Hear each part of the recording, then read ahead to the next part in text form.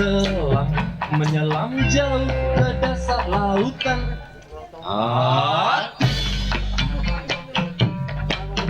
Untuk menemukan mutiara kebijakan. Gue Indonesia nyanyi. Pikiran adalah juru selam menyelam jauh ke dasar lautan.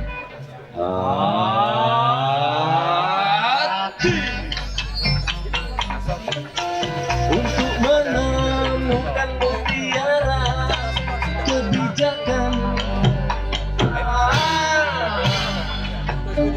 Ketika kita membawanya ke pantai kemakhlukannya, mereka singgah dalam bentuk kata-kata dari bibirnya.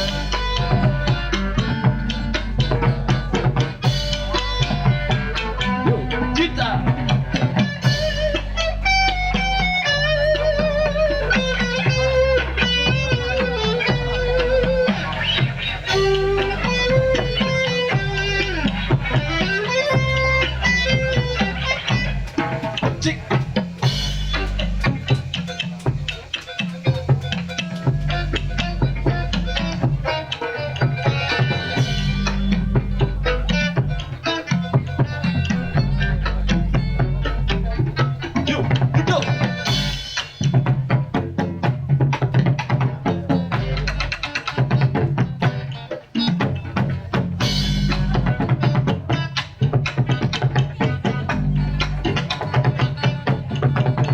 pikiran adalah juru selam menyelam jauh ke dasar lautan.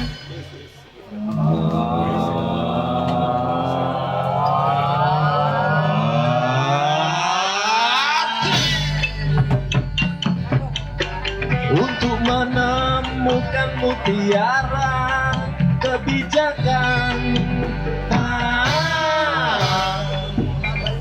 Ketika kita membawanya ke pantai kemakhlukannya, mereka singgah dalam bentuk kata-kata dari bibirnya. Karena itu kita membeli kotak akang yang tak ternilai di pasar-pasar ibadah. Oh,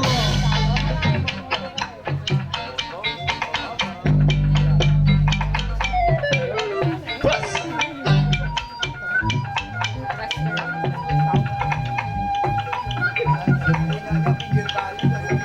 Pikiran adalah juru selam menyelam jauh ke dasar lautan. Hati untuk menemukan mutiara kebijakan. Ketika kita membawanya ke pantai kemakhlukannya, mereka tumpah dalam bentuk kata-kata dari bibirnya. Pikiran adalah juru selam menyelam jauh ke dasar lautan.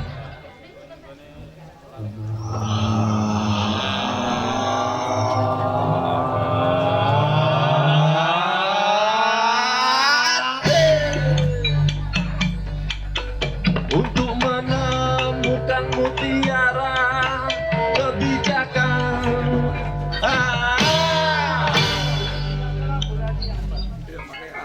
Sampun. Ngeten kok. Madap terus ma'amalih. Acara dibuka monggo. Assalamualaikum warahmatullahi wabarakatuh.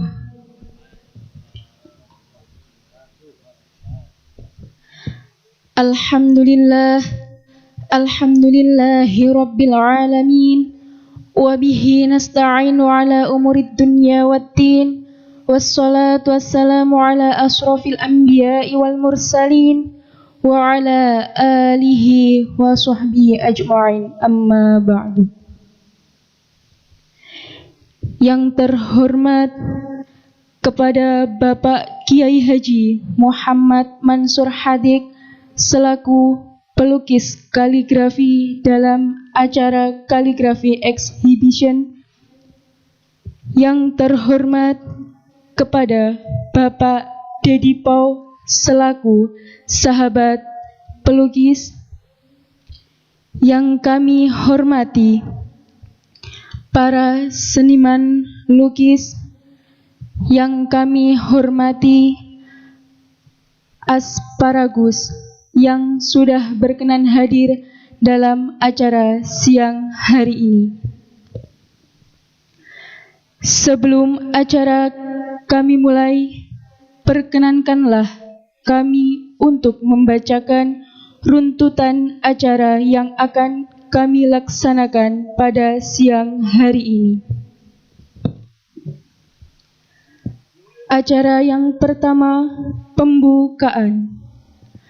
Acara yang kedua, pidato.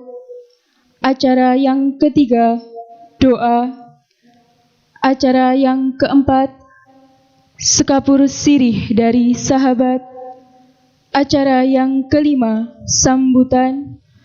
Acara yang keenam, istirahat. Acara yang ketujuh, tanya jawab. Dan acara yang terakhir, penutup. Berhubung waktu sudah siang, mari kita mulai acara kaligrafi exhibition ini yang telah dibuka oleh performance dari grup Jodoh Kemil.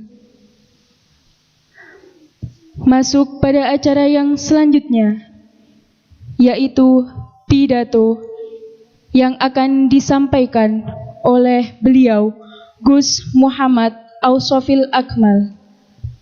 Kepada beliau dipersilakan. Assalamualaikum warahmatullahi wabarakatuh. Alhamdulillahirabbil alamin wa bihi nasta'inu umuri dunya waddin, wassalatu wassalamu ala asrofil anbiya'i wa mursalin sayyidina wa maulana Muhammadin wa ala alihi washabihi ajmain, amma ba'du. Yang terhormat dan yang saya hormati Bapak Kiai Muhammad Mansur Hadik selaku pelukis dan bapak saya sendiri. Yang terhormat dan yang saya hormati Pak Dedi Pau. Yang terhormat dan yang saya takdimi Yai Hendar Sugeng Rawu, Yai. Yang terhormat Bapak Marmo. Yang terhormat Bapak Pur. Yang terhormat Pak Agus Purwantoro. Dan yang terhormat sedaya ingkang sampun rawuh ingkang boten saged kula sebutaken setunggal-setunggalipun. Pertama kita monggo ngaturaken raos syukur dhateng kehadirat Allah Subhanahu wa taala ingkang sampun maringi kenikmatan, kesehatan sehingga kita bisa kembali ing siang menika. Selawat serta salam kita aturaken dhateng junjungan kita Kanjeng Nabi Muhammad sallallahu alaihi wasallam.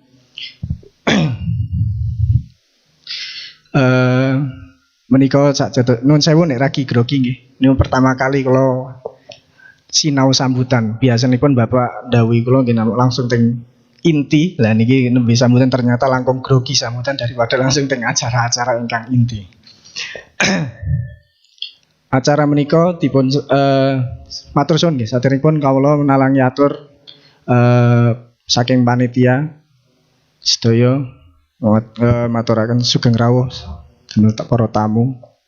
Matur suwun sampun kersa ngrawuhi dan matur suwun sanget Mas Jodoh Kemil ingkang matur suwun sanget damel rencang-rencang sedulur-sedulur KLM komunitas lereng menoreh ingkang sampun bantu lek-lekan selama 3 hari niki damel memaksimalkan acara ing siang menika.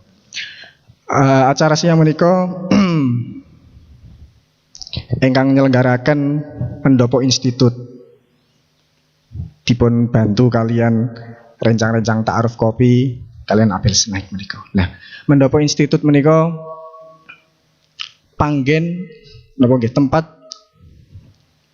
untuk mewadahi para rencang-rencang seni budaya Dados wonten mriki ingkang sampun kalampah biasanipun Pendopo Institut kegiatanipun mengkaji mendalami sebuah isu-isu nopo disiplin ilmu saat ini, cuman yang didasari pada nilai-nilai Nusantara. Mengkaten. Lah kebetulan ing siang menika Pendopo Institut tertarik kalian acara ingkang dipun anu Bapak menika Iqra, bacalah. Dalam arti wonten mriki Pendopo Institut untuk kedepannya, untuk jangka panjangnya bukan hanya ingin memamerkan, cuman juga ingin mengkaji setiap lukisan-lukisan Bapak. Mulai dari ayat Al-Quran sampai hadis sampai sholawat, menika ingin dikaji lebih mendalam. Bukan hanya dinikmati, namun dipun sawang mon, cuman dipun kaji mulai dasar-dasaripun dari segi nahwu, sastra Arab gi. Nyuwun ngapunten mbok pilih menika panitia mboten waget maringi papan palinggahan ingkang sesuai derajat pangkatipun para tamu sedaya. Menika nembe pertama kali estu damel acara kados mekaten. Mbok menawi mekaten nggih ingkang waget kula aturaken. Nyuwun ngapunten sanget. Akhirul kalam. Wassalamualaikum warahmatullahi wabarakatuh. Terima kasih. Memasuki acara yang selanjutnya, yaitu doa yang akan dipimpin oleh beliau Kiai Hendar. Kepada beliau disilakan. Liridha ilah wali syafaati Rasulillah al-Fatihah. A'udzu billahi minasyaitonir rajim. Bismillahirrahmanirrahim. Alhamdulillah. Iyyaka na'budu wa iyyaka nasta'in. Allahumma salli wa sallim ala Sayyidina Muhammad wa ala ali Sayyidina Muhammad hamdan syakirin, hamdan dhakirin, hamdan yuafi ni'amahu wa yukafi'u mazidah. Ya Rabbana lakal hamdu kama yanbaghi li jalali wajhikal karimi wa 'azimi sultanik. Allahumma salli wa sallim ala Sayyidina Muhammadin salatan tunjina biha min jami'il ahwali wal afat wa taqdilana biha jami'al hajat wa tutahhiruna biha min jami'is sayyi'at wa tarfa'una biha indaka a'la darajat wa tuballighuna biha aqsal ghayat min jami'il khairati fil hayati wa badal mamat. Allahumma anta maqsuduna wa ridhaka matlubuna a'tina mahabbataka wa ma'rifatak. Allahumma aftah lana bi futuhil arifin. Allahumma khtim lana bi khatimati sa'adah waj'alna minal ladzina sabaqat lahumul husna wa ziyadah bi jahi sayyidina Muhammadin sallallahu alaihi wasallam bis syafa'ah wa alihi wa sahbihi dhawi siyadah. Allahumma innaka ta'lamu sirrana wa alaniyatina faqbal ma'dziratina wa hasil ma fi dhamirina wa hasil maqsudana bi rahmatika ya arhamar rahimin. Ilahana ilmuka kafina ani so'al ikfina bihaqqil fatihati so'ala wa karamuka kafin anil maqal akrimna bihaqqil fatihati maqal. Rabbana atina fid dunya hasanah wa fil akhirati hasanah wa qina adzabannar. Wa sallallahu ala sayyidina Muhammad wa ala ali sayyidina Muhammad. Subhana rabbika rabbil izzati amma yasifun wa salamun ala mursalin alhamdulillahi rabbil alamin. Al-Fatihah.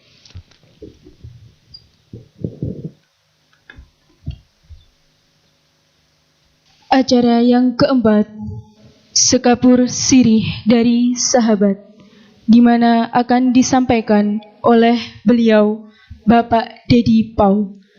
Kepada beliau disilakan. Assalamualaikum warahmatullahi wabarakatuh. Salam bahagia dan salam sejahtera buat kita semua.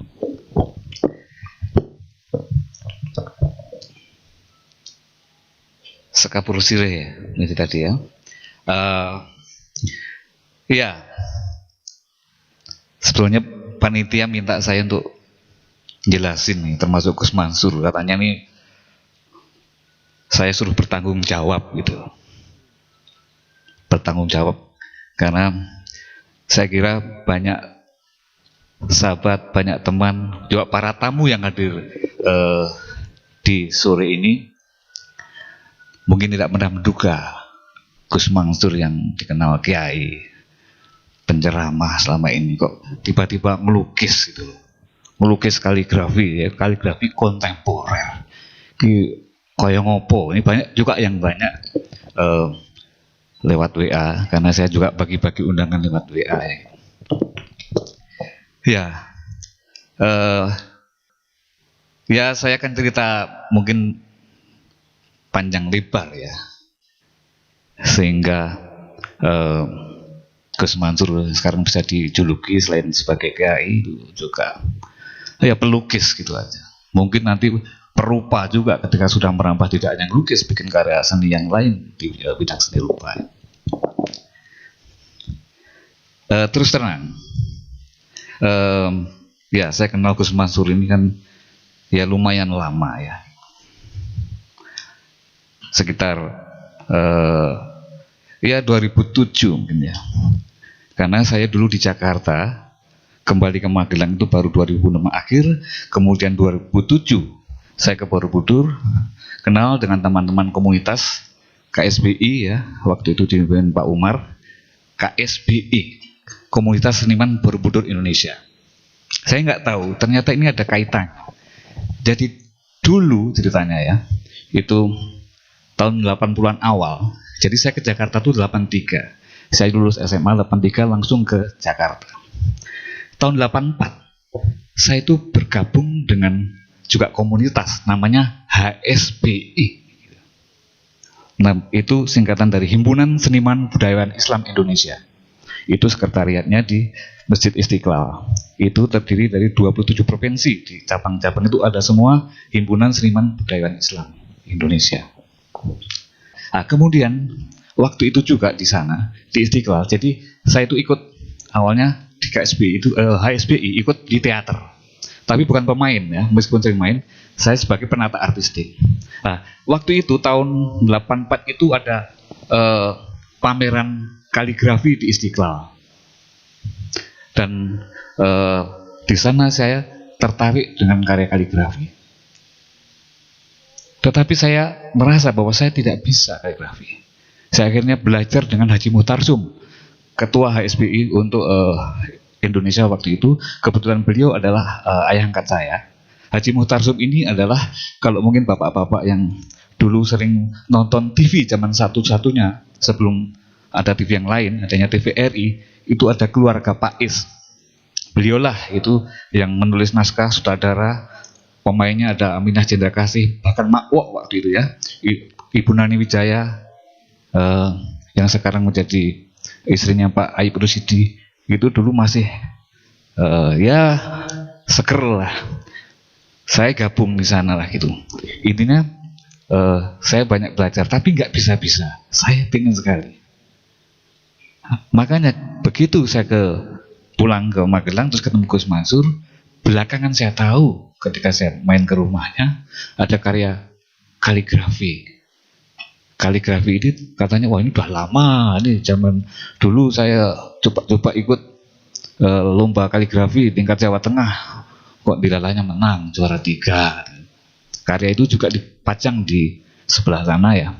Nah, dari situ saya melihat ada bukan bakat aja, tapi ya selain talenta ada sesuatu yang menarik dalam seni kaligrafi, karena tidak hanya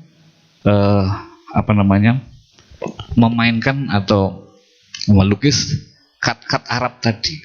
Kaligrafi Arab itu secara historis kita tahu bahwa itu ditemukan pada sekitar abad keempat, itu di Semenanjung Sinai yang sekarang itu di kawasan Mesir ya.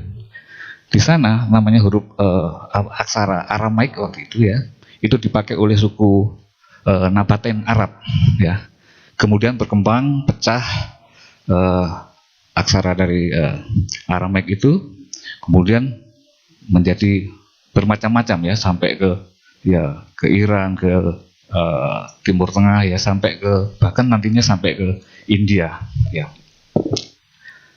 Pada abad ke-7 pun juga diadopsi oleh Persia ya.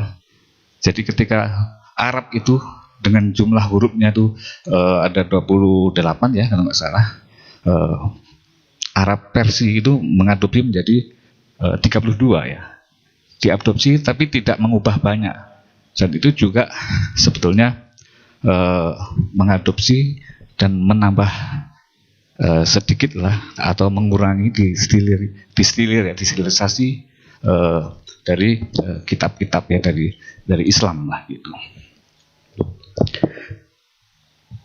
Secara historis juga di Indonesia seniman kaligrafi itu tidak banyak.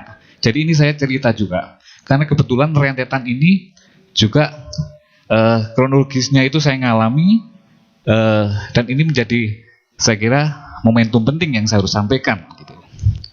Dalam sejarah dicatat bahwa salah satu tonggak atau disebut juga lokomotif dari kaligrafer Indonesia itu adalah namanya Pak Adi Pirus ya, Abdul Jalil Pirus. Beliau orang Aceh, kelahiran Melaboh tahun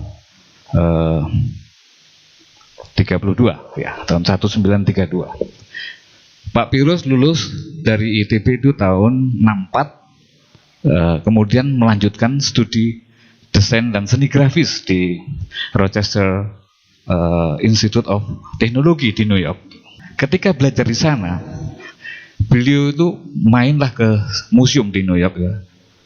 Terus di sana dia melihat ada pameran dari koleksi seni budaya Islam di Timur Tengah. Pak Pirus terkagum di sana. Dalam hatinya, wah, kenapa saya tidak mengolah dari kekayaan seni budaya Islam yang ada di daerah saya, yaitu Aceh. Jadi akhirnya begitu selesai pendidikan di New York itu, Pak Pirus pulang ke Indonesia kemudian membuat karya kaligrafi. Karya kaligrafi yang dibikin pertama kali awal 70 itu 71 atau 72 itu kebetulan juga diambil dari surat Al-Ikhlas. Kok dilalahnya di sini juga Gus Mansur bikin Al-Ikhlas?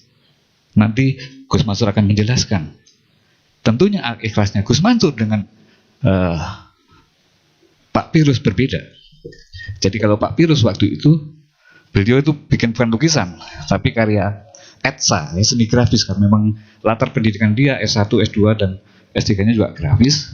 Dia waktu itu bikin karya grafis dengan etsa, itu dengan cetak lah, itu ada tekniknya sendiri, bukan dengan cat di kanvas begitu ya.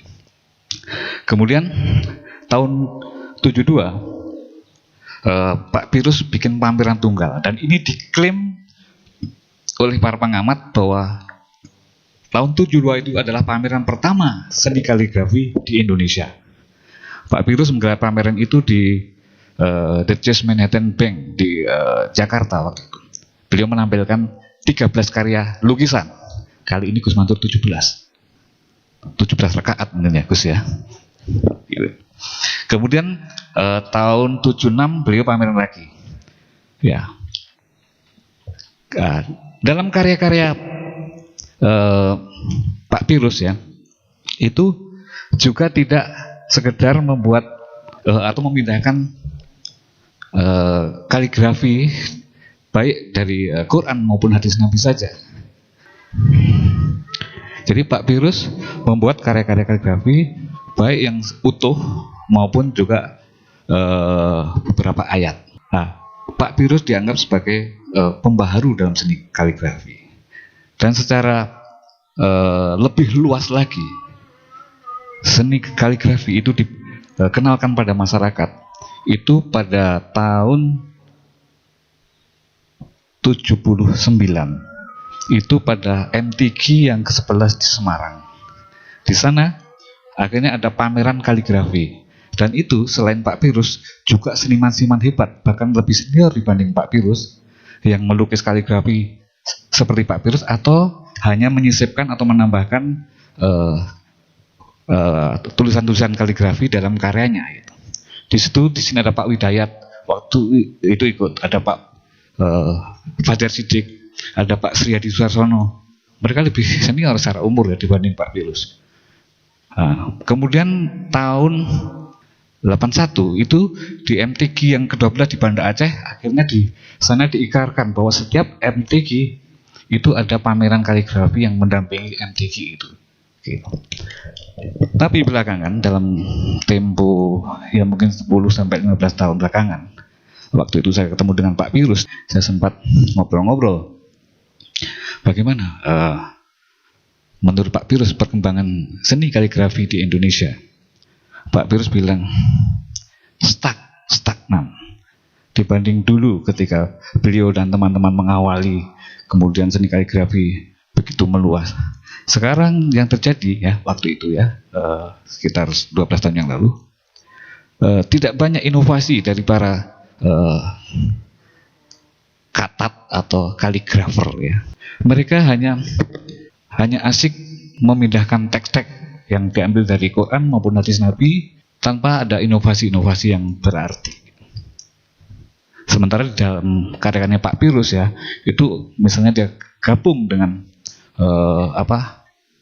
cerita-cerita misalnya hikayat perang sabi ya, perang sabil, terus dari sastra Aceh yang ditulis dengan huruf-huruf Arab itu juga diekspresikan dalam karya lukisan, dicampur dengan pasta pualam, dengan serbuk marmer dan macam-macam, dengan warna-warna khas Aceh, dengan kekayaan lokal yang dimiliki di Aceh. Tidak sekedar hanya mindahin teks yang dianggap sebagai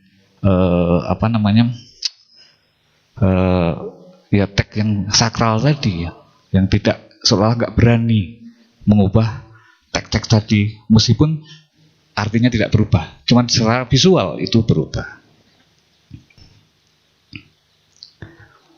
Saya kira ini lebih ya Mbak MC, supaya saya nggak ini lebih bagus kalau ada Gus Mansur di sini, jadi sekalian. Jadi momentum ini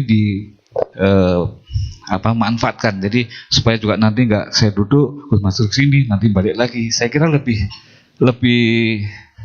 cair ya. Wah bener Gus. Terima kasih ya. Lebih cair nih kata-katanya, kadang ramet tuh nih lintingan terus keluar tadi. Gus, monggo sini Gus.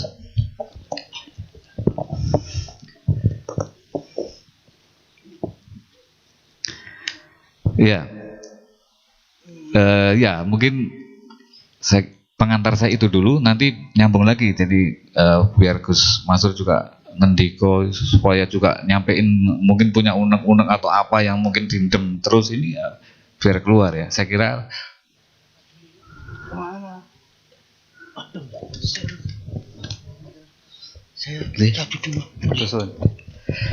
saya kira untuk saya segini, saya tetap mendampingi. Jadi giliran Gus Mansur yang akan membeber karya-karyanya ya. Silakan. Wassalamualaikum warahmatullahi wabarakatuh. Assalamualaikum warahmatullahi wabarakatuh. Para alim ulama yang saya hormati, terutama sahabat saya Gus Haidar dan para tokoh-tokoh yang lain. Yang terhormat Bapak Haji Edi Cahyono, Wakil Bupati terpilih, selamat. Bapak Marmo yang saya hormati, Mr. Anton, rekan-rekan sahabat dari para seniman, budayawan, semua yang saya hormati, dari pejabat pemerintah, TNI maupun Polri yang saya hormati, sahabat-sahabat Judu Kemil sing tak tresnani, juga sahabat-sahabat dari KLM, juga yang lain, Mas Uchikawa, Danang, dan sahabat-sahabat yang lain yang telah membantu demi terlaksananya acara ini. Saya ucapkan terima kasih. Namun sebelumnya mohon maaf apabila suasana kurang begitu menyenangkan, karena saya minta maaf karena budaya kami, budaya pesantren masih belum mengenal tentang budaya seni seperti ini. Saya jelaskan dulu, undangan sebetulnya banyak, tapi yang hadir tadi pagi itu sudah 80%. Kalau diundang acara pengajian biasanya datangnya akhir, tapi kalau acara itu sudah datangnya awal. Jadi ini tadi itu sudah banyak yang kesini belum dibuka. Tadi itu loh, ya udahlah, daripada sama sekali nggak jalan ya saya berbelum ada apa prioritas, tapi semua prioritas. Ya akhirnya ya begini inilah keberadaannya. Seperti tadi betul apa yang dikatakan oleh Mas Dedipo, bahwa selama ini saya itu punya pengunek-unek, termasuk kadang-kadang main ke tempat Mas Umar, main ke tempat Pak Yogi. Nah, sampai pada akhirnya apa yang disampaikan oleh Pak Dedipo tadi itu memang betul. Pengunek-unek saya selama ini bahwa sebetulnya manusia diciptakan oleh Tuhan, oleh Allah ini kan makhluk yang paling akhir. Setelah Allah menciptakan langit, bumi, alam, semua. Langit sudah terbentang, bumi sudah dibuat, air sudah mengalir, hewan semua makhluk, jin, malaikat, semua makhluk sudah diciptakan oleh Allah, kecuali manusia. Kenapa? Apa rahasia Tuhan, apa rahasia Allah? Bahwa sebetulnya alam diciptakan oleh Allah ini untuk memenuhi kebutuhan manusia. Cuma karena maaf, keserakahan manusia itu sendiri, akhirnya alam berubah menjadi musuh, bukan menjadi sahabat.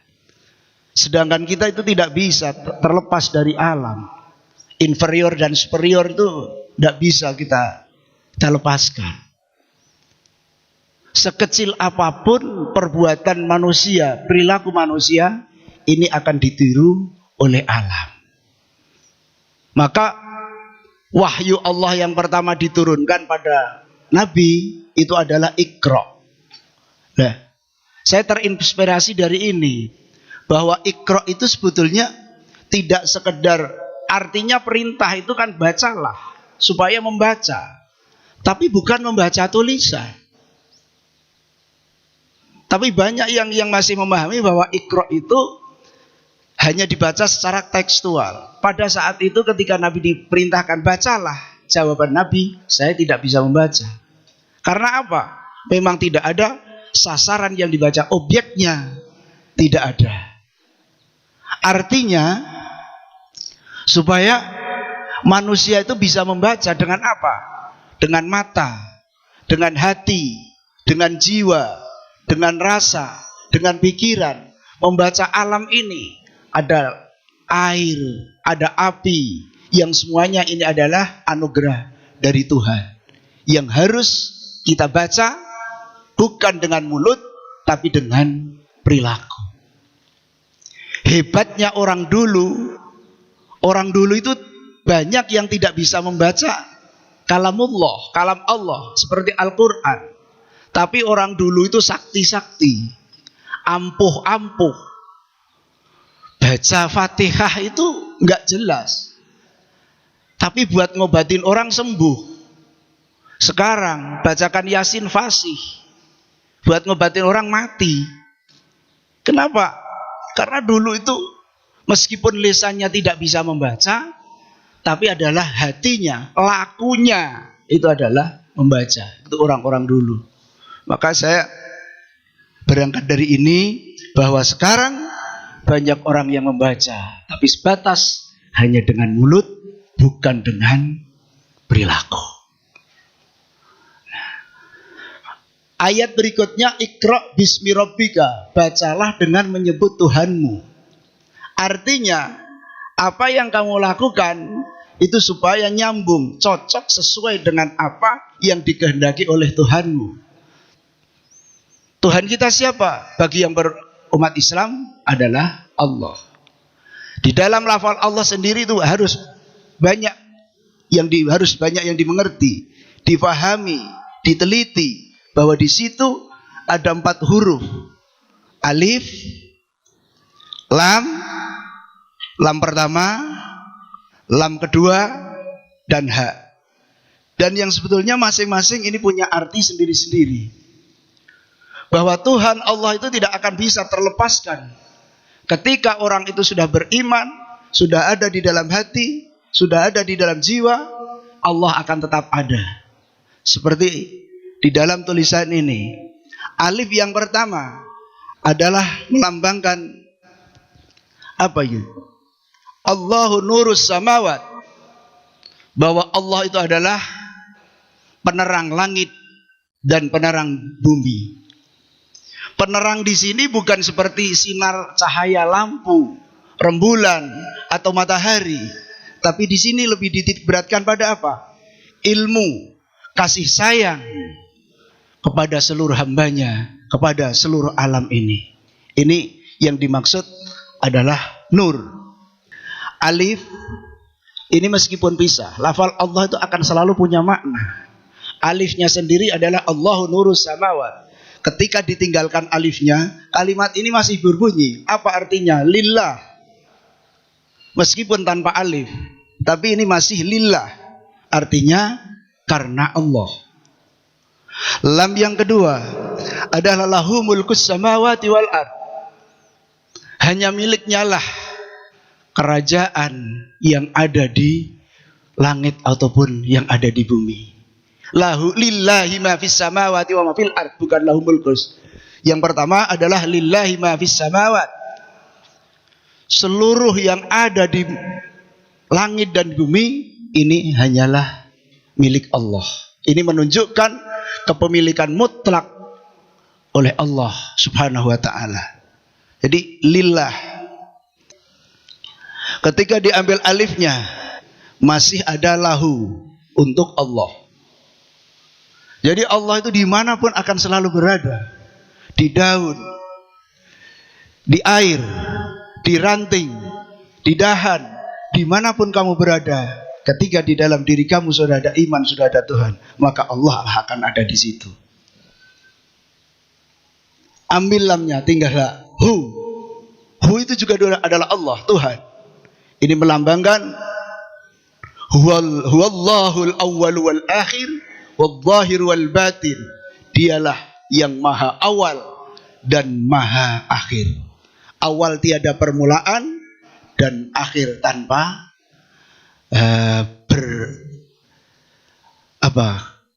berkeputusan. Itu adalah Allah. Jadi kalau bahasanya Jawa, awal tanpa kawitan, akhir tanpa pungkasan. Itu adalah Allah. Nah, ketika manusia sudah bisa iqra membaca sesuai dengan apa yang dikehendaki oleh Tuhan, oleh Allah, akan mendapatkan sesuatu anugerah yang sangat luar biasa. Tapi syaratnya harus dengan ketulusan hati, dengan keikhlasan. Seperti apa? Seperti yang ada di sini. Coba ini dibaca. Tidak bisa. Ini sebetulnya adalah tulisan ini menonjol sekali, adalah tulisan ini adalah ikhlas. Tapi ikhlas tidak bisa dilihat dari luar, karena ikhlas itu adanya di dalam. Semakin disembunyikan kadar keikhlasan akan semakin dalam, tapi semakin ditampakkan justru kadar keikhlasan akan semakin hilang. Tapi kalau dirasakan betul, ikhlas akan terlihat. Coba dilihat dari arah sini, ini akan terlihat. Tapi kalau dari muka, ikhlas nggak akan terlihat, karena ikhlasnya ada di dalam diri kita, di dalam jiwa kita. Saya melambangkan keikhlasan seperti itu. Ikhlas tidak bisa dilihat dari luar. Ikhlas itu adanya di dalam hati. Jadi kehendak Allah ini saya lambangkan ada dua warna, ada tiga, hitam dan putih. Bahwa Allah itu mengilhamkan yang baik, kebaikan, keburukan pun juga diilhamkan. Jadi Allah menciptakan di dunia ini serba berpasangan. Ada baik, ada buruk. Ada kanan, ada kiri.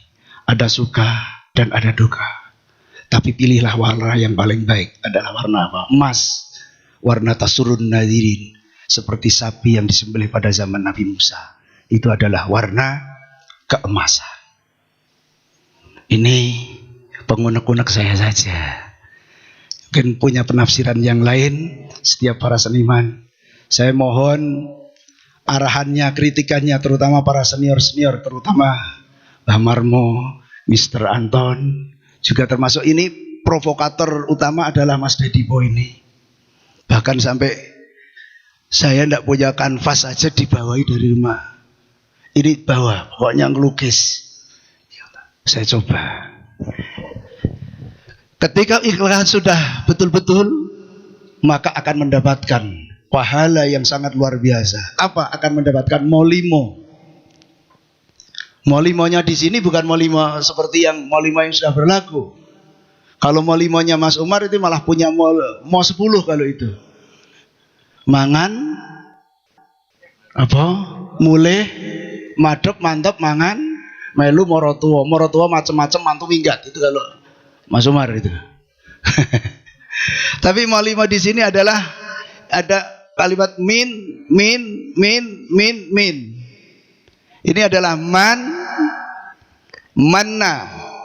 min, manin, munna. Barang siapa yang memberi dari sebuah pemberian akan mendapatkan. Ini. Artinya sekalipun ini terpisah dengan kotak-kotak diagonal, tapi ini tetap nyambung. Pemberian asal ikhlas akan mendapatkan pahala, akan mendapatkan balasan. Jadi semangat di sini adalah menanamkan semangat gemar untuk menanam, bukan semangat untuk gemar memetik. Ibarat orang mau membuat meja, itu nggak usah mikir kolongnya. Kalau mejanya jadi, otomatis kolongnya akan ikut. Sementara yang perlu saya jabarkan 4 ini dulu, yang lain juga banyak. Jadi pengunek-unek macam-macam yang antara lain dari Iqra tadi seperti itu. Maaf ini ada kesalahan sedikit, salah teknis.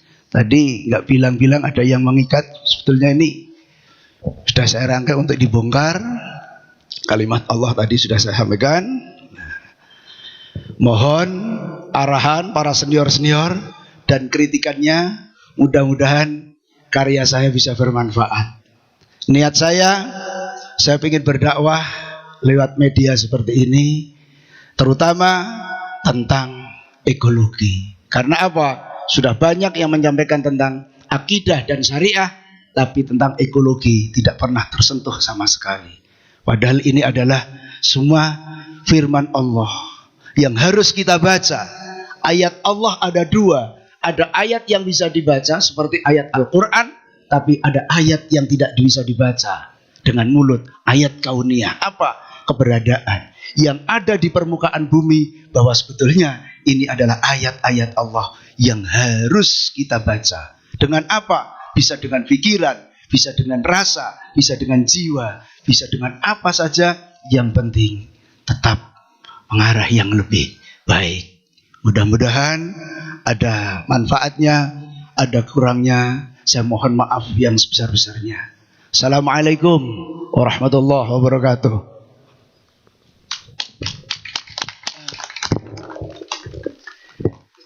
Saya kira cukup ya Mbak Sulesto untuk tanya jawab, kan nanti sesinya ya.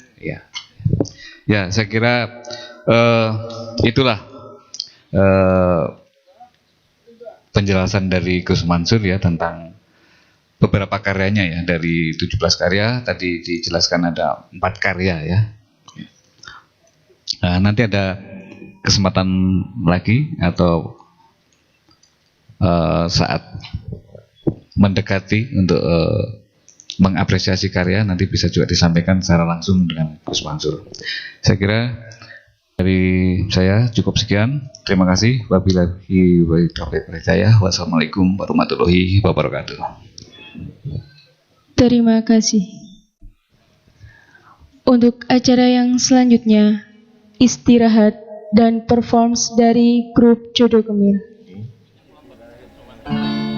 Terima kasih, silakan datang kembali.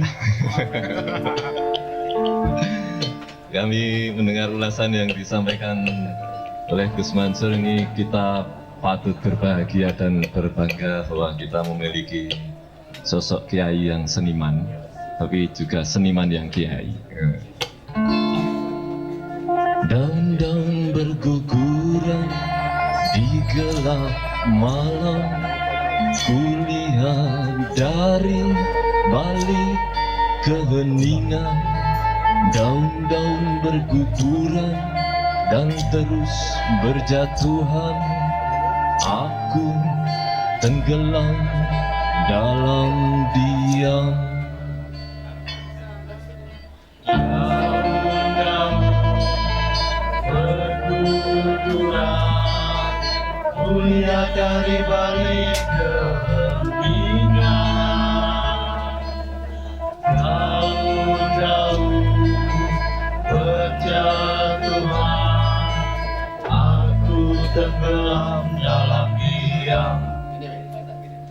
Kalau di seni rupa mungkin bermain dengan kanvas, warna, cat, apa mana, medianya berupa visual itu. Mungkin kalau kami di musik ini bermain-main dengan nada, yang harapannya ya main-main yang tidak main-main. Begitulah rasa hatiku, seperti daun-daun berguguran, layu mengering berserakan.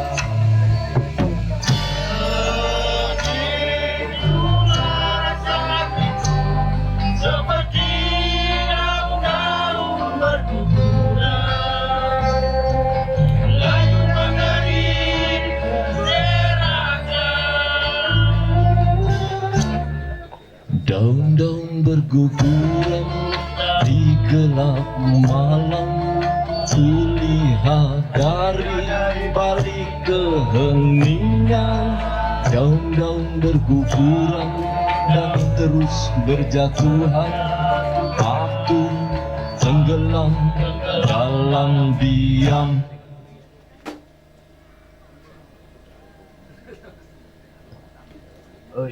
Begitulah rasa hatiku, seperti daun-daun berguguran, layu mengering berserakan. Begitulah rasa hatiku, seperti daun-daun berguguran, layu mengering berserakan.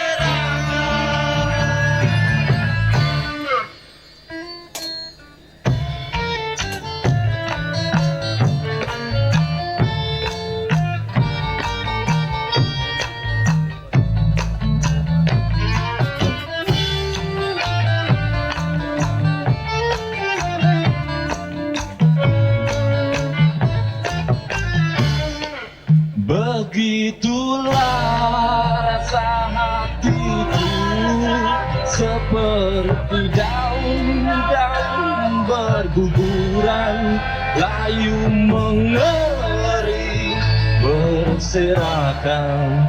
Begitulah rasa hatiku, seperti daun-daun berguguran, layu mengering berserakan.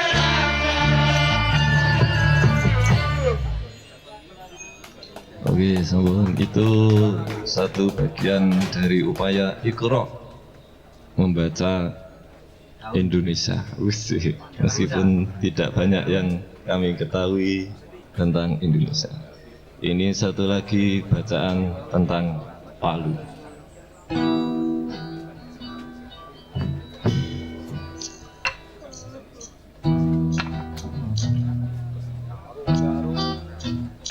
Dia kok lali aku. Nol. Oh.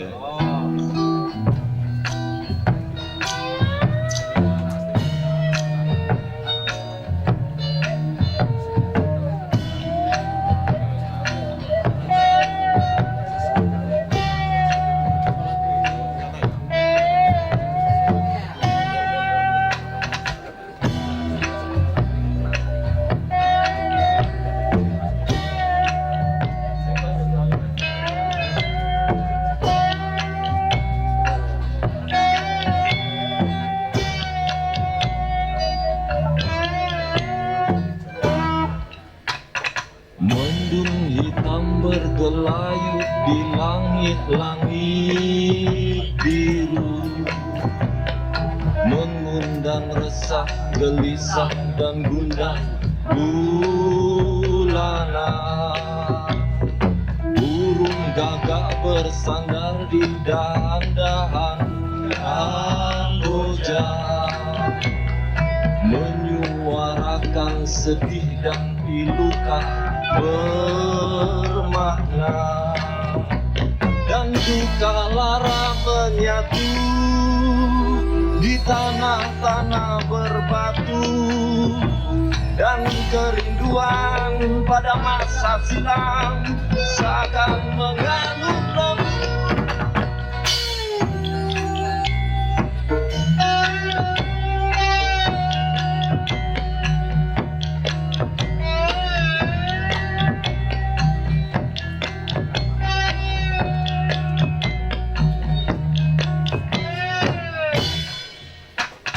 Mendung hitam bergelayut di langit-langit biru, mengundang resah, gelisah dan gundah gulana. Burung gagak bersandar di dahan-dahan kamboja, menyuarakan sedih dan piluka bermakna, dan duka lara menyatu di tanah-tanah berbatu dan kerinduan pada masa silam seakan mengalut air mata pendosa bercucuran di gelap malam. Si sepi yang kerap kali menusuk hati, doa terdengar menggema membahana di tengah titik perih kalbu terluka dan duka lara menyatu.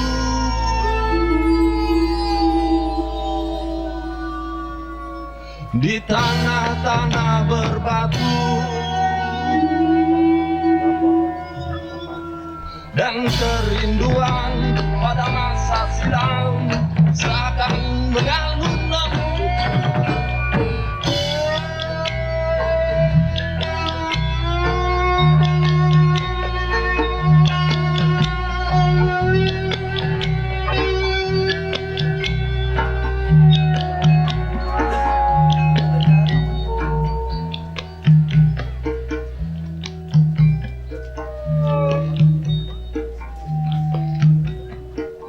Satu lagi, ngenduk apa maca kahanan ngendi? Argoretno, masih Argoretno. Kecamatan Salaman. Di situ ada situs kakek buyut kita, Pangeran Diponegoro, yang kini sudah tidak ada lagi.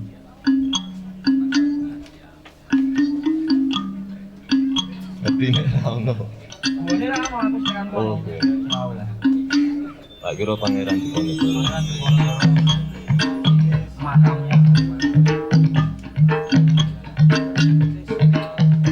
Ini kami mencoba menyesuaikan dengan irama suasana yang hari ini di pinggir kali satu sekali, pinggir sungai ya, dan angin yang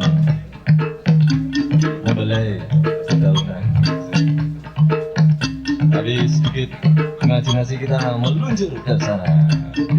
Oh ya, ini liriknya yang dibuat atau ngebikin adalah Mas Ferdian. Itu satu anggota akar dari Maneges Budro yang nanti malam juga akan merencanakan ada kegiatan rutinan bulanan. Itu Maneges Budro mencoba sinau bareng, lungguh bareng, harapannya oleh sedulur, oleh ilmu ya, akan membawa tema bancaan bencana. Ngerti ya Mas? Moga nanti juga bisa hadir, ini kami sekaligus menginformasikan.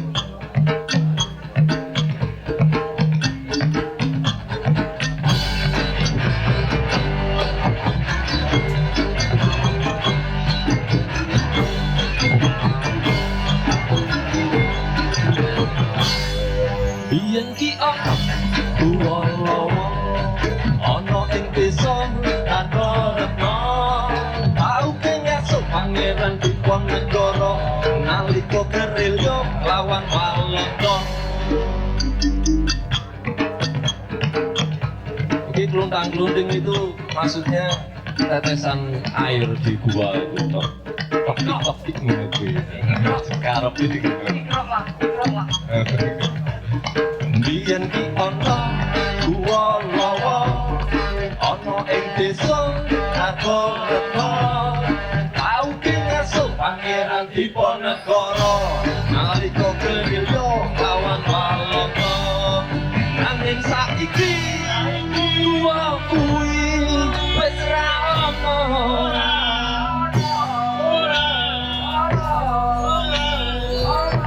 Mergo dikerui wong kemaro raja Brahma. Rasane ra teka, rasane ra lila, mung isane pasrah marang Gusti Kang Maha Kuwasa.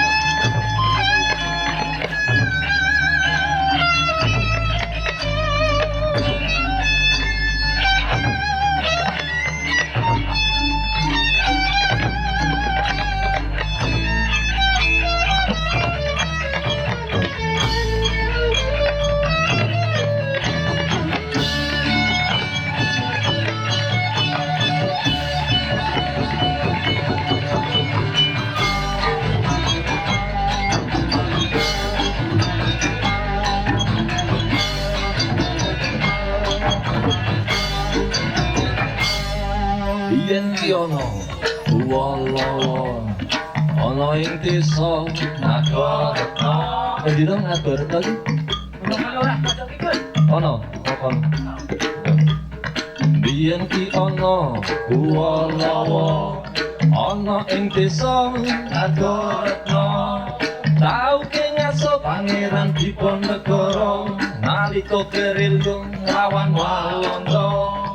Biyen ki ana lho wala kuwi ana ing desa Nagara. Kan tau ki ngaso Pangeran Diponegoro nalika gerilya nglawan Walanda. Nanging saiki kuwi wis ora ana.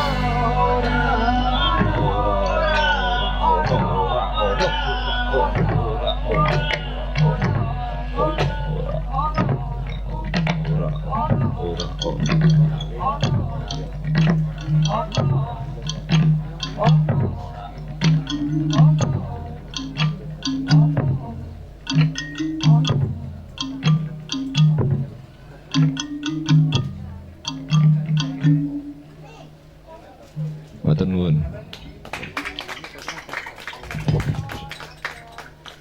Kula mriki napa kula mriku? Napa jenengan skem mriku mriki? Kalau kan berikin jenengan kan beriko.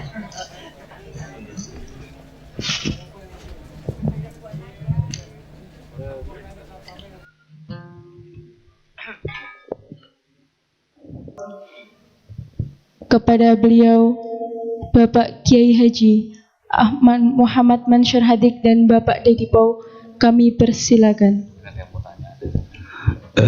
Sahabat-sahabat, berhubung waktu sudah sore, barangkali ada satu atau yang mungkin ingin ditanyakan sesuai dengan tema sore ini, kami persilahkan. Ya, mungkin dari Bapak, Ibu, saudara-saudara yang hadir, ada yang pengen diketahui ya, mungkin atau mau mendekat juga boleh, silahkan. Ini sebenarnya sudah dibuka juga nih acara ya, jadi mendekati karya, kemudian mau ditanyakan mungkin ada sesuatu yang kok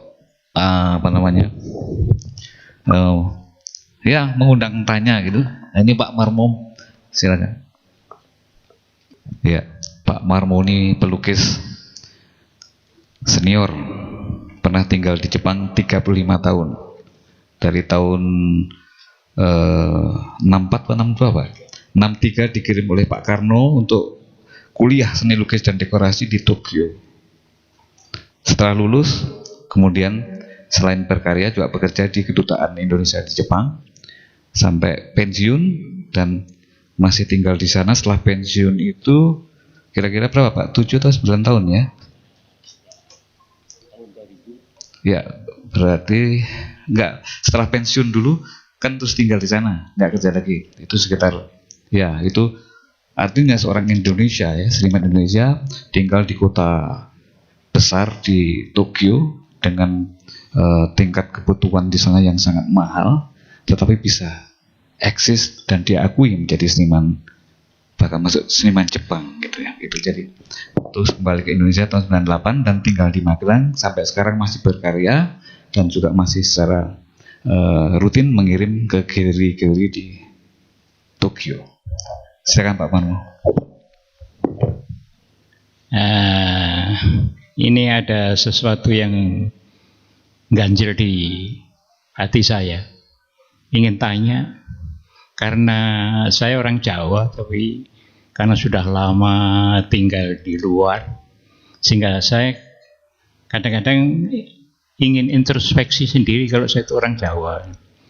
Yang temanya dari Molimo ini, saya diterangkan apa yang dimaksud Molimo dalam kaligrafinya Pak Mansur.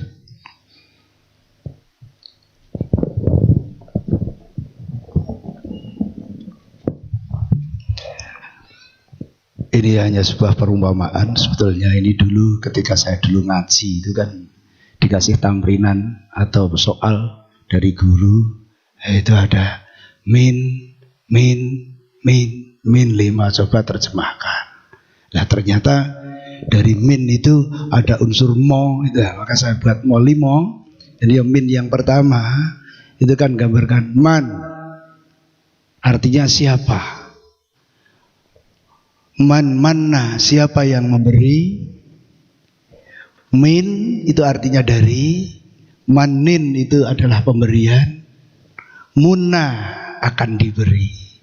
Jadi siapa memberi, dari sebuah pemberian apapun yang diberikan, ketika didasari dengan keikhlasan, maka dia akan mendapatkan gitu.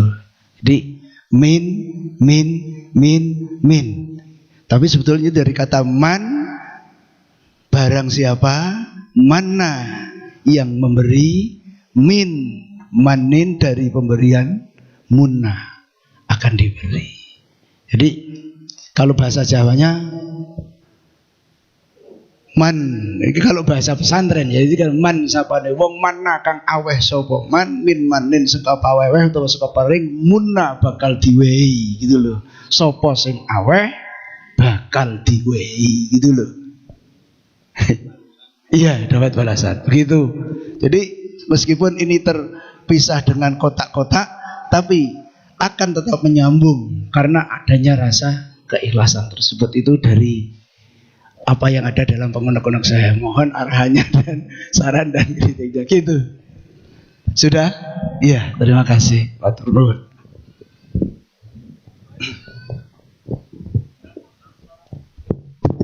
Ya, itu ada juga kata-kata sopo nandur, sopo sing nandur kuwi sing arek manen gitu. Nandur apik dapat baik. Siapa menabur angin akan menuai badai. Nanam cinta dapat apel. Apel pelangi. Sudah Pak, lagi? Atau kurang puas? Monggo. Cukup? Mari.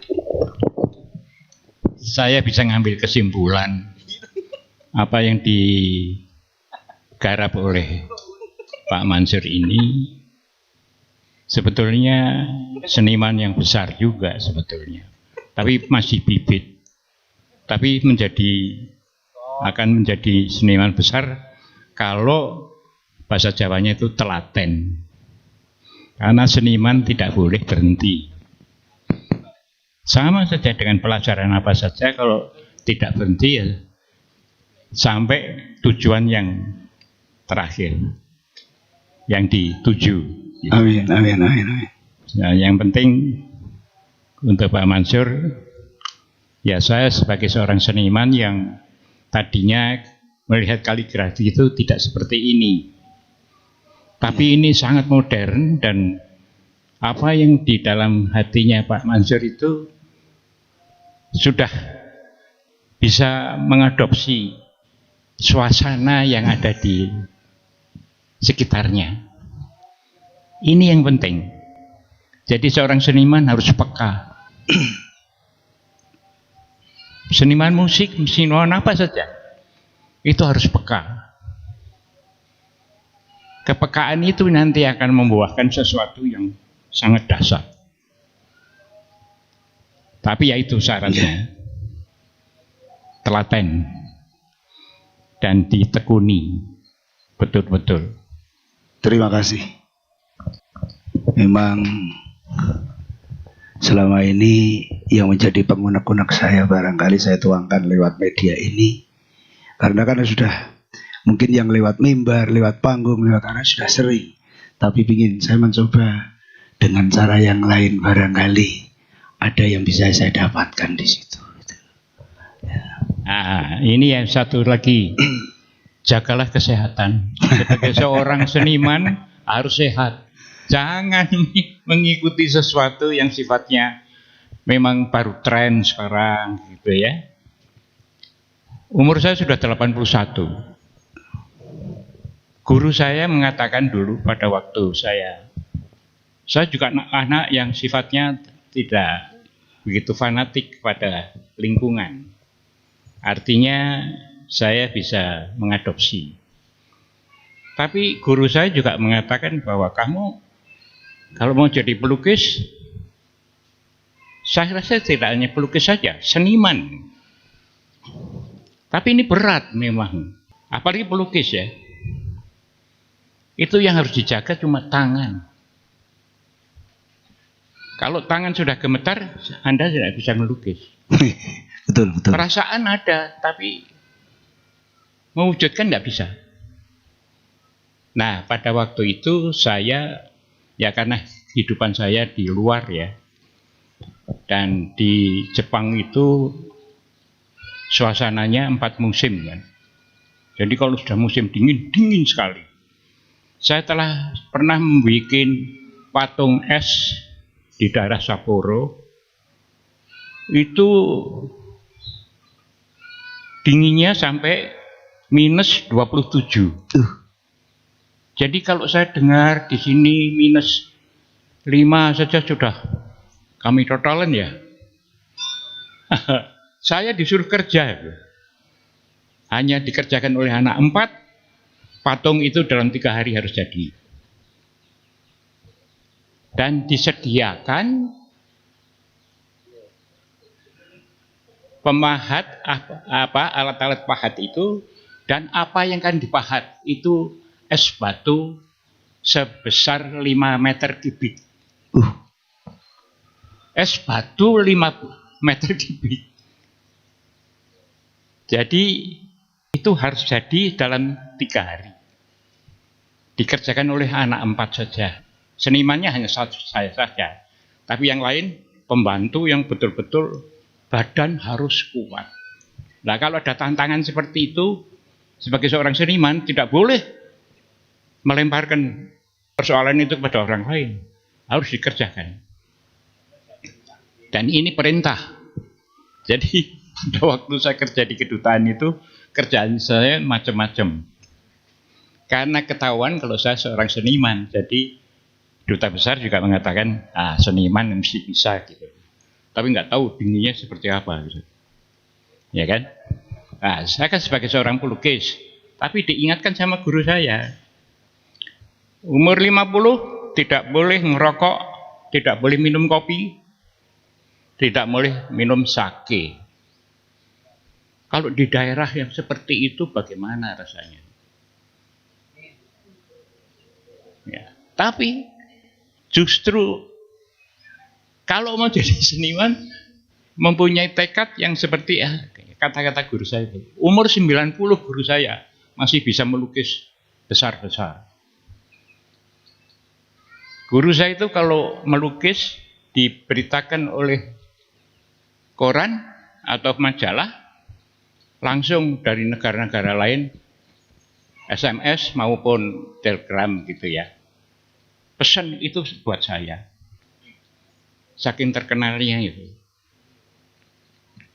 Dan dia bukan orang yang sifatnya mencari kekayaan. Dia selalu share kepada anak-anak muda. Supaya anak-anak muda bisa eksis terus menjadi seorang seniman. Karena seorang seniman boleh dikatakan hidupnya dari zaman bahula sampai sekarang itu tidak ada yang hidup mewah, itu tidak ada. Sebetulnya hanya lalu ditambahi dengan kata-kata ada koneksi, ada apa, nah itu beda ya. Tapi sebagai seorang seniman itu karyanya yang dibutuhkan. Terima kasih. Ya, itu yang penting. Saya minta supaya jaga kesehatan. Nomor satu adalah kalau mau melukis ya tangannya. Ya kan? Betul. Karena apa? Kalau tangan sudah buyutan tidak akan mungkin bisa melukis. Saya kakinya yang ini karena gara-gara saya kemaruk makanan Indonesia. Karena 35 tahun tidak pernah makan Indonesia kan. Jadi waktu pulang dari sana itu betul-betul kangen sekali. Tapi karena nggak ada yang ngelik gitu ya. Ya saben hari kan. Akhirnya jatuh harus diharapkan 1 bulan. Untung saya itu tidak divonis, semua sudah sakit gitu. Hanya kaki saja. Tangan saya belum buyutan. Ini yang penting. Sebagai seorang seniman maupun musikus juga sama saja. Karena tangan menjadi salah satu alat untuk meneruskan kekayaan yang ada di dalam hati kita. Hati kita kepingin berkarya terus kan. Tapi kalau alatnya sudah rusak kan tidak bisa apa-apa kita. Betul. Iya, itu pesan saya kepada para seniman. Terima kasih. Ya. Dan waktu ikut kompetisi buat patung es itu dulu di Sapporo, timnya Pak Marmo itu juara 1. Gara-gara menang itu terus bisa keliling dunia ke museum-museum dibiayai dari panitia. Tadi disebut dingin sekali sampai minus 27 derajat. Jangan bayangin cuman demi kayak ngono. Lihat tangannya Pak Marmo itu. Ini dulu karena sok gaya ranggo kaos tangan. Jadi beku. Gitu, ya. Itu supaya bisa dirasakan. Jadi ya, ini kesalahan saya sendiri. Saya tidak pernah mendengarkan instruktur itu ya. Harusnya pakai kaos tangan yang dari karet. Itu bisa anget. Nah, feeling saya tidak sampai. Ya, feelingnya orang Indonesia kan beda. Jadi merasa kalau tidak dihaluskan dengan tangan nggak asik ya, kurang gereng gitu ya, ya kan? Nah, itu saya paksakan cokot, saya haluskan dengan tangan. Nah, waktu itu tidak apa-apa, tapi 1 minggu setelah itu baru kelihatan kebakar. Teman saya ada satu wartawan Jepang, ya itu pergi ke gunung, bukan, yang paling tinggi gunung Himalaya. Dia diberitahu kalau di Himalaya itu ada kupu-kupu. Dia penasaran, memang dia seorang yang mempunyai hobi mencari kupu-kupu seluruh dunia. Tapi diberitakan kalau di Himalaya itu ada, di pucuk Himalaya. Dia penasaran ke sana, tidak pakai kaos tangan. Karena kalau kupu-kupu pakai kaos tangan bisa mati. Pegang gitu mati. Nah ini biar pakai perasaan gitu. Tapi setelah turun, Ini hitam, bukan putih begini, tapi hitam. Merembet terus. Sampai di bawah harus dipotong. Dua-duanya ini harus dipotong. Kalau tidak merembet terus, ya mati. Itu diberitakan di NHK. Dibikin feature-nya itu ya, bikin filmnya. Jadi kita harus hati-hati juga. Memang kita itu kadang-kadang tidak. Kalau sedang emosi kan lepas daripada kontrol, ya kan? Ya. Ya, dan beruntungnya Pak Marmo punya kampung halaman Indonesia. Jadi untuk penyembuhannya, kata dokternya itu di daerah tropis di Indonesia. Jadi secara alami itu akan menyembuhkan sendiri. Dulu banyak, saya lihat sendiri. Sekarang sudah berkurang lama-lama. Nah, temannya meninggal karena dia tinggalnya tetap di Jepang yang iklimnya berbeda. Ada lagi? Pak Ming mau sesuatu? Monggo. Kalau tidak ada, apakah sudah selesai acara? Ini Gus, saya pengen nanya babakan gerakan tulisan itu dibacanya. Kalau bahasa Indonesia itu kan dari kiri ke kanan. Lah kalau Arab itu dari kanan ke kiri gitu. Mungkin maksudnya adakah rahasia di balik itu? Terus kemudian pada Allah itu juga ketika bisa terbaca itu juga mengurangi dari yang kanan, misalnya alif dulu. Dari Allah terus kalau lamnya tadi jadi lillah kemudian menjadi lahu kemudian hu itu. Lah itu bagaimana kalau kemudian dari kiri? Haknya dulu yang kemudian dihilangkan, apakah itu juga tetap atau ada makna di dalamnya? Ngoten Gus, ini yang saya penasaran. Kalau dari kiri ke kanan itu sepanjang yang saya ketahui itu saya belum menemukan kalau yang diambil dari ini. Jadi memang kalau bacanya dari kanan itu memang karena sudah pakemnya seperti itu. Jadi kalau yang namanya pakem ya tidak bisa dirubah. Gerakan memang dari kanan. Tapi jangan terus produk Indonesia dibalik seperti apa istilahnya, kalau orang mau menipu beli sarung katanya ditanggung tidak luntur karena dari Arab, karena luntur tidak ditanggung kan gitu. Bukan begitu kan. Jadi tapi memang itu pakemnya sudah dari kanan. Cuma kalau dari kanan diambil ini enggak punya makna, tapi kalau ya dari sini masih punya, sekalipun satu persatu diambil alifnya, diambil lamnya. Bahkan alif dengan lam juga menjadi ilah. Alif dengan hak juga kalau dalam bahasa Arab itu menjadi singkatan simbol intaha. Intaha itu apa Gus Salim kalau bahasa nasionalnya? Pol. Nah, itu makanya itu kan wis pol itu judulnya. Mentok itu intaha itu adalah pol. Ya mentoknya apa? Kalau orang Islam ya mentoknya sudah kepada Allah, mau kepada siapa lagi? Sudah tidak ada gitu. Matur nuwun.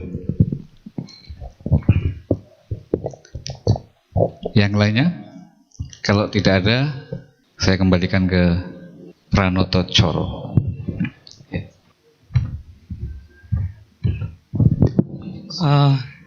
Mungkin sedikit deskripsi.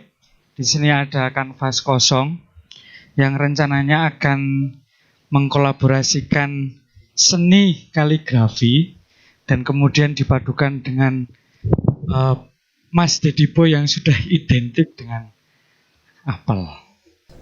Atau mungkin bebas ngaten iki merespon apa yang ada. Dan ini nanti direspon juga sama teman-teman Jodoh Gemir. Jadi unsur warna, unsur suara, kemudian menjadi apa yang nanti akan inspirasi bagi Mas Dedipo sama Bapak Mansuhan. Dipersilakan. Ya, ini sebetulnya ini spontan ya. Tadi dibilang sama Gus panitia. Tadinya peresmiannya saya suruh melukis gitu loh. Saya bilang janganlah gitu. Silahkan yang pameran aja mengawali bikin apapun silahkan, saya nggak tahu, terus saya hanya ngerespon saja gitu. Jadi Gus Mansur mau bikin sesuatu di sana, saya nggak tahu bikin apa dengan kaligrafi, karena saya nggak bisa kaligrafi, saya responnya dengan cara saya. Jadi entah nih yang disiapkan chatnya atau apapun saya nggak tahu. Jadi jadinya pun juga nggak tahu. Sebetulnya dari awal tadi. Tapi kalau dari awal nanti habis waktunya hanya untuk ini, yang lainnya akan terbuang. Makanya ini dibikin, oke lah nanti belakangan aja. Para hadirin bisa sambil melihat karya-karya dipamerkan. Saya kira itu. Silakan.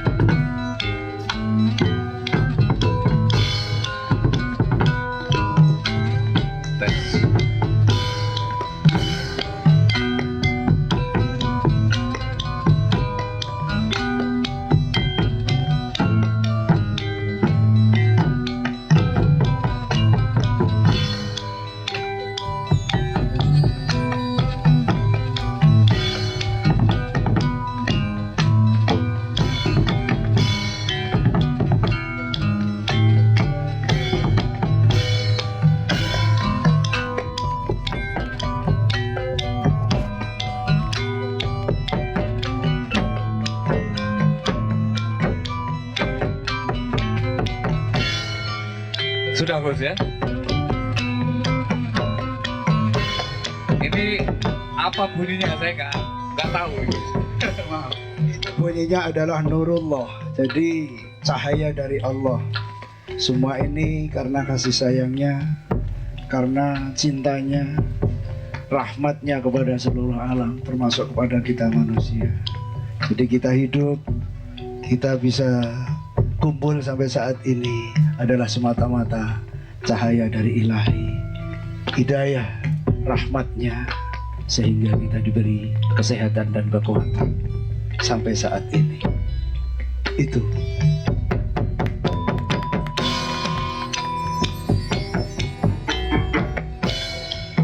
Wah, sih, mumet nih.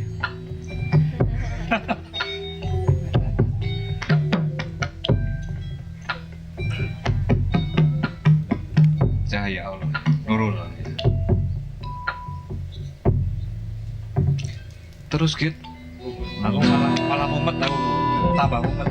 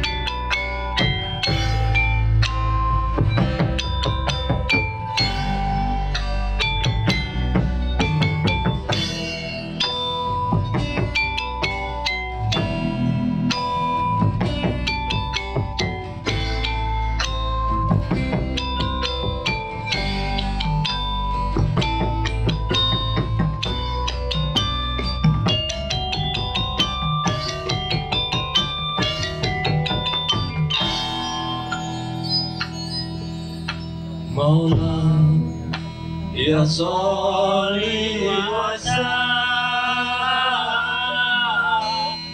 daiman abadan ala habibika khair li khaliqin.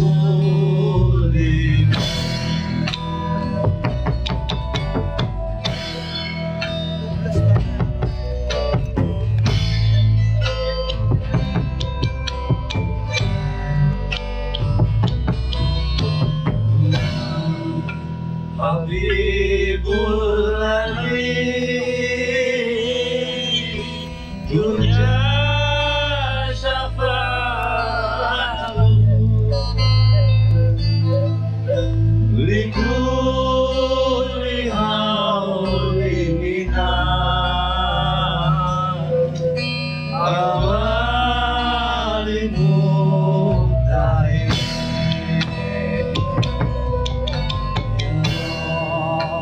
Bidil Mustafa Bina qasidana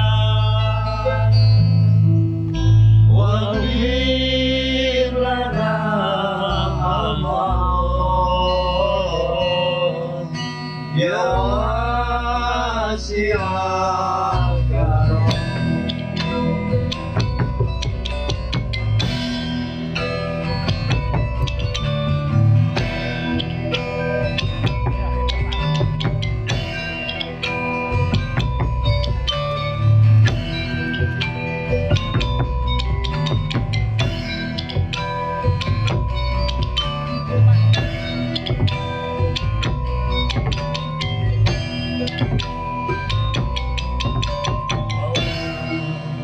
Ya sholli wa sallim daiman abadan ala habibika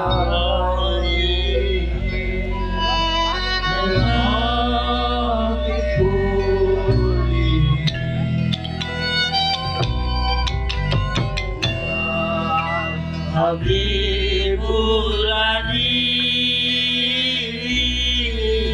Turja syafa'atuhu Likulli hawli minat awali mu'tain.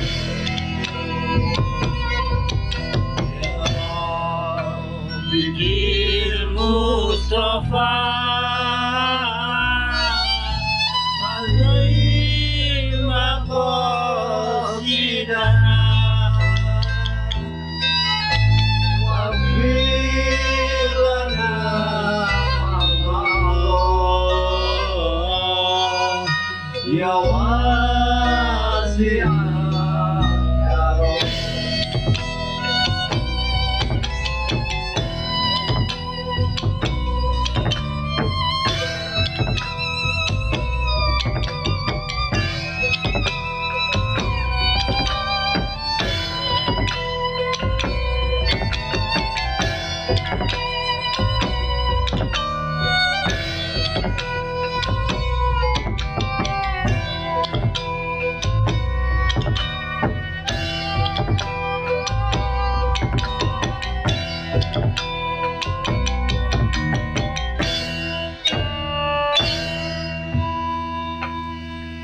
Maula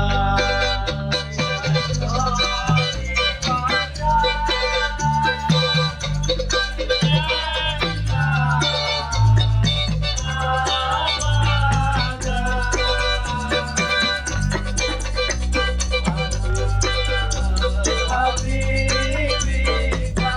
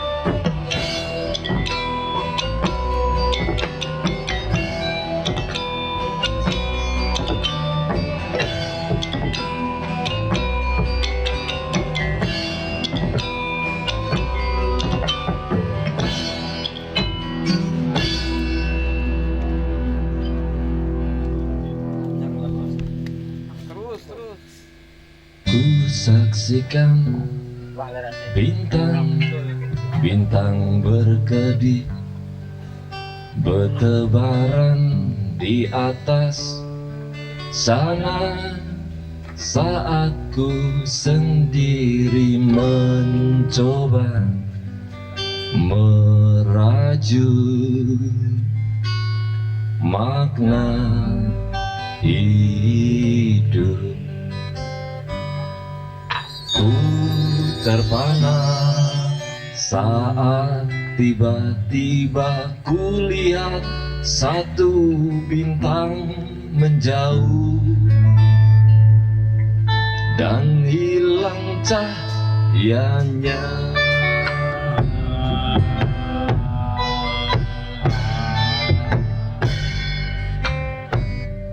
Dan ku rasakan ada resah yang datang membawaku pada sebuah ragu saat ku sendiri mencoba merajut makna hidup. Pada cerahnya pagiku mulai sadar betapa resah dan segala gelisahku tiada guna.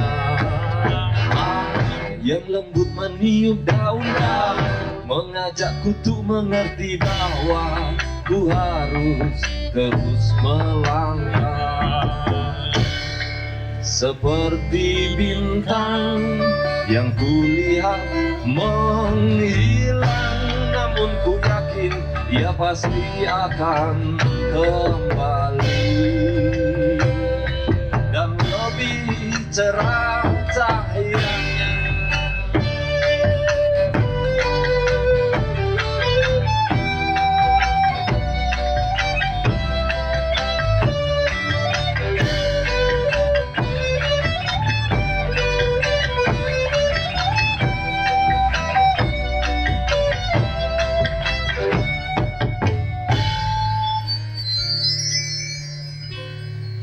Yo, ini lagu terakhir dari kami. Rampung Rampung Mas Dedi, kudu rampung.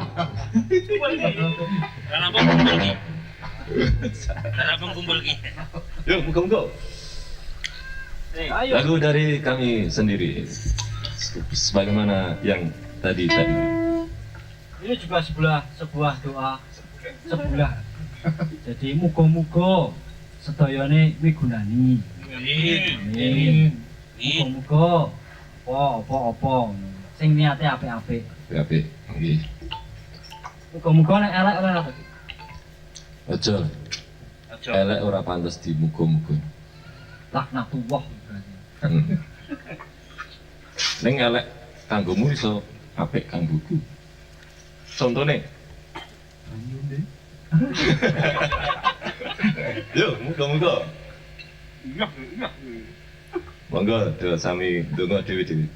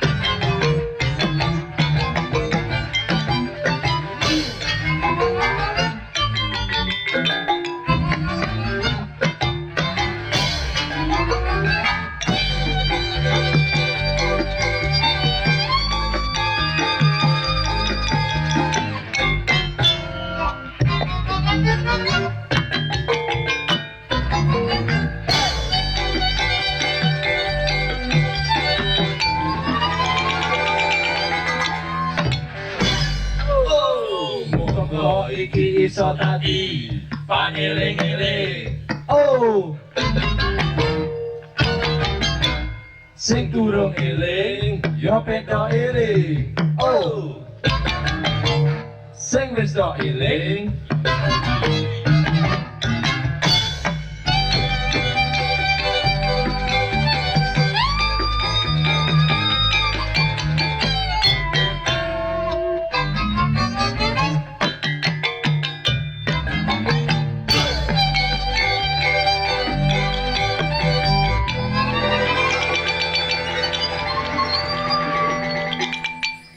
jadi kesusu-susu.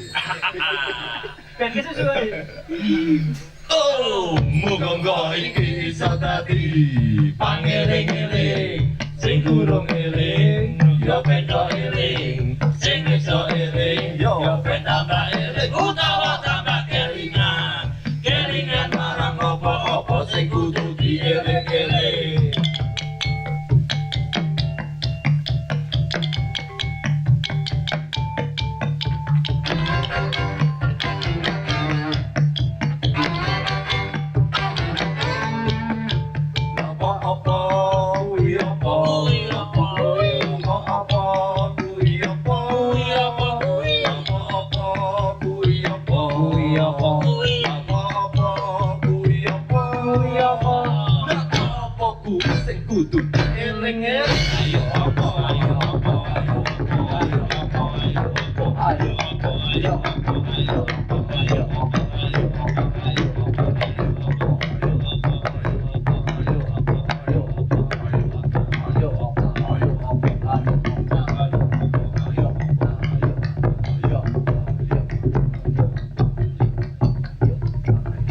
Wes dong mas.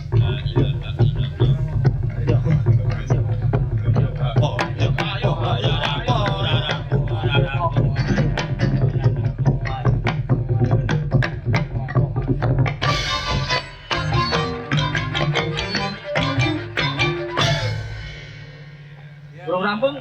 Udah. Pasti. Makasih. Oke, tepuk tangan untuk Mas Dedi. Tenanmu wes sebuah urungnya tak tambahin mana dulu. Belum puas. Oh iya. Putra aja mas langsung realis. Lagu tadi lagu terakhir ini lagu penutup Sekali lagi terima kasih atas kesempatan ini. Semoga apa yang terjadi siang hari ini mendatangkan kebaikan untuk hari-hari ke depan. Amin. Lanjut. Oke.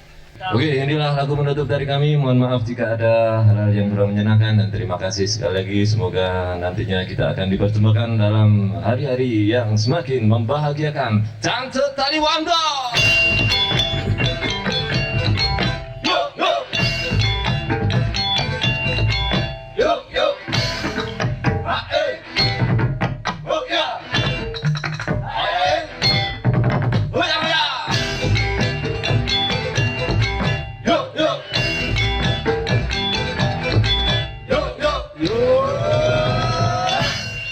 Wis wayahe cangcut Tali Wangdo, amarga kahanan saya ora cetha. Aja mung jagake wong liya, yen jagake sapa, rasan jagake sapa-sapa.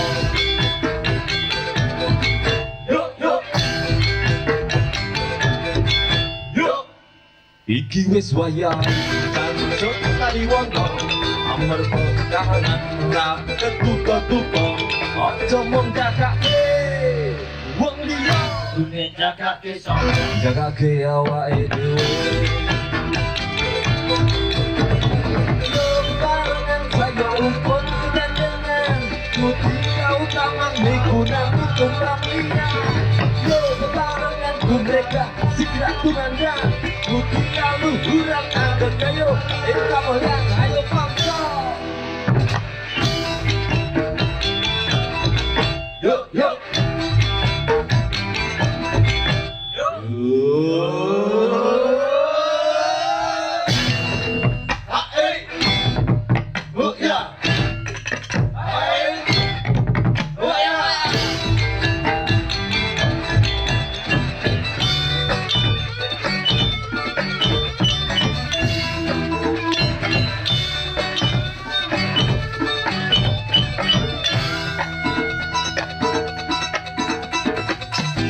Iki wis wayahe cangcut Tali Wangdo, amarga kahanan saya ora cetha.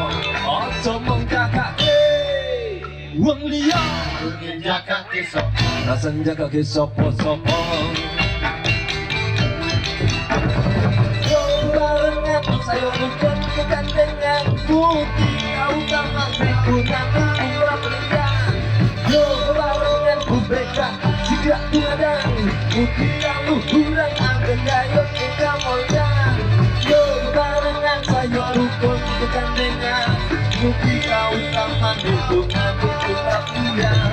Yo barengan mereka segera kumandang, putih yang luhuran angin kayu kita moldang. Yo barengan saya rukun kegandengan, putih kau taman menggunakan tumpang liya. Yo bebarengan mereka segera kumandang, muti kaluhuran angge kayu ingkang moyang. Ayo kota. Assalamualaikum warahmatullahi wabarakatuh.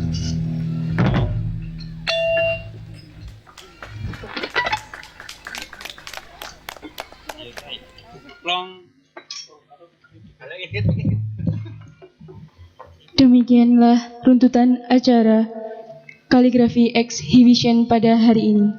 Saya selaku pembawa acara memohon maaf apabila ada kesalahan dalam tingkah laku ataupun tutur bahasa. Saya akhiri. Wassalamualaikum warahmatullahi wabarakatuh.